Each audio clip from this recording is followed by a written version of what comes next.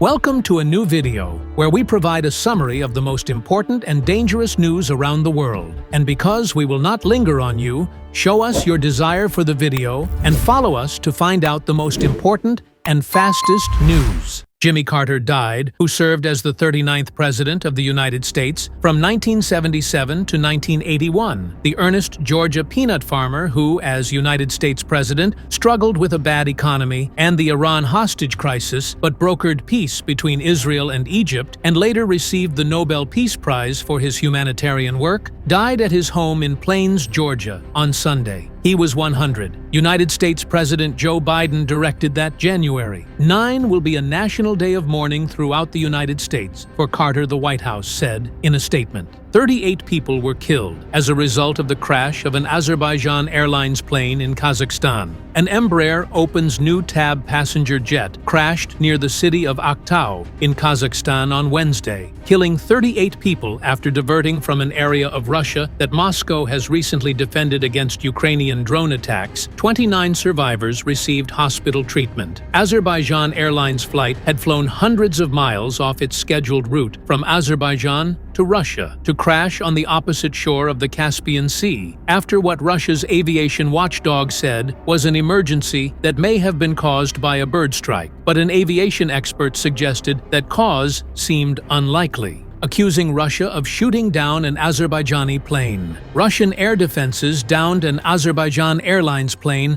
that crashed in Kazakhstan, killing 38 people. 4 sources with knowledge of the preliminary findings of Azerbaijan's investigation into the disaster told Reuters on Thursday. Flight crashed on Wednesday in a ball of fire near the city of Aktau in Kazakhstan after diverting from an area of southern Russia where Moscow has repeatedly used air defense systems against Ukrainian drone strikes. Fiery plane crash kills 179 in worst airline disaster in South Korea. The deadliest air accident ever in South Korea killed 179 people on Sunday when an airliner belly landed and skidded off the end of the runway, erupting in a fireball as it slammed into a wall at Muan International Airport. Jeju Air opens new Tab flight arriving from the Thai capital Bangkok with 175 passengers and 6 crew on board, was attempting to land shortly after 9 a.m. at the airport in the south of the country. South Korea's United States President Joe Biden delivers a strong blow to United States President-elect Donald Trump before handing over the sentence. United States President Joe Biden on Monday commuted the sentences for 37 out of 40 federal inmates on death row, converting them to life in prison without parole, before he hands over power to President-elect Donald Trump on January 20th. Biden's move will frustrate Trump's plan to resume a rapid pace of executions. Unlike executive orders, clemency decisions cannot be reversed by a president's successor, although the death penalty can be sought more aggressively in future cases. President-elect Donald Trump has threatened to reassert United States control over the Panama Canal, accusing Panama of charging excessive prices for the use of the Central American corridor, which allows ships to cross between the Pacific and Atlantic Oceans. In a Saturday Evening Post on Social Fact,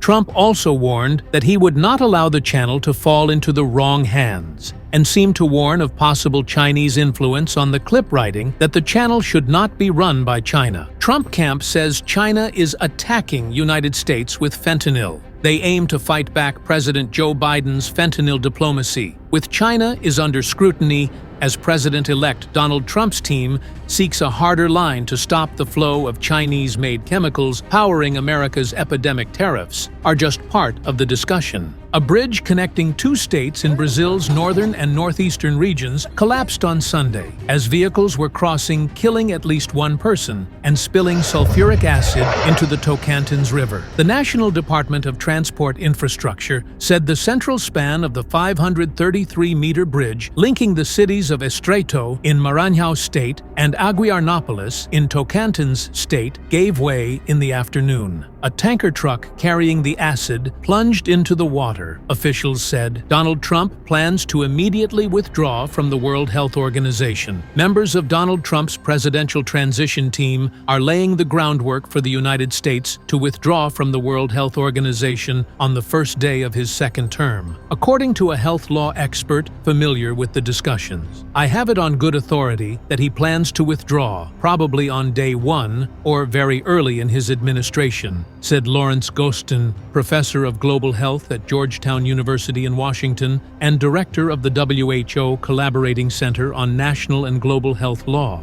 Russia strikes Ukraine on Christmas Day. Russia attacked Ukraine's energy system and some cities with cruise and ballistic missiles plus drones on Wednesday in an inhuman Christmas Day assault, Ukraine's President Volodymyr Zelensky said. Nearly 3 years into the war, the strikes wounded at least 6 people in the northeastern city of Kharkiv and killed 1 in the region of Dnipropetrovsk, the governors there said. United States President Joe Biden denounced the outrageous attack and said he had asked the United States Defense Department to push forward with a new surge of military aid to Kyiv. Explosion of a Russian ship near the coast of Spain. A Russian cargo ship that ran into trouble on Monday in the Mediterranean Sea and later sank was rocked by a series of 3 explosions in an act of terrorism, state news agency cited the vessel's owner as saying on Wednesday. Russia's foreign ministry said on Tuesday that the Ursa Major, built in 2009, sank after an explosion ripped through its engine room and that 2 of its 16 crew were missing. Follow us to find out what's new and share your opinion with us in a comment.